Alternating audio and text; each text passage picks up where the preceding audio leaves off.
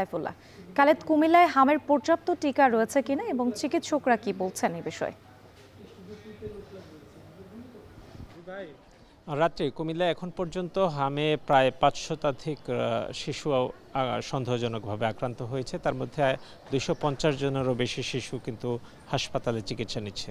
বিভিন্ন উপজেলা হাসপাতালগুলোতে এবং সব বেসরকারি হাসপাতালগুলোতে যারা হামের সন্দেহভাজন রোগী চিকিৎসকের কাছে আসছেন তাদেরকে হাসপাতালে ভর্তি করানোর মতো হলে তাদেরকে কিন্তু কুমিল্লা মেডিকেল কলেজ হাসপাতালে পাঠিয়ে দেওয়া হচ্ছে এবং সেখানে একটা আইসোলেটেড ওয়ার্ডে কিন্তু তাদেরকে চিকিৎসা দেওয়া হচ্ছে।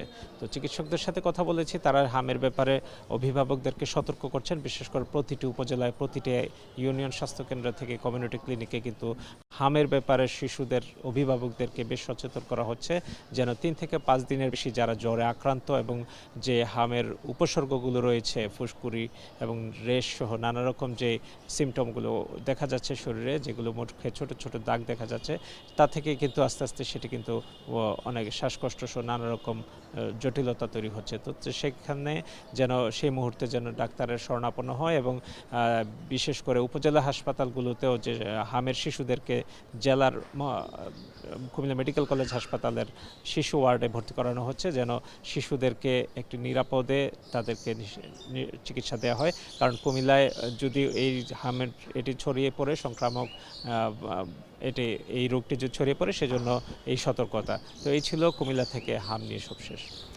কুমিল্লার হাম পরিস্থিতির খবর জানাতে যুক্ত ছিলেন খালেদ সাইফুল্লাহ।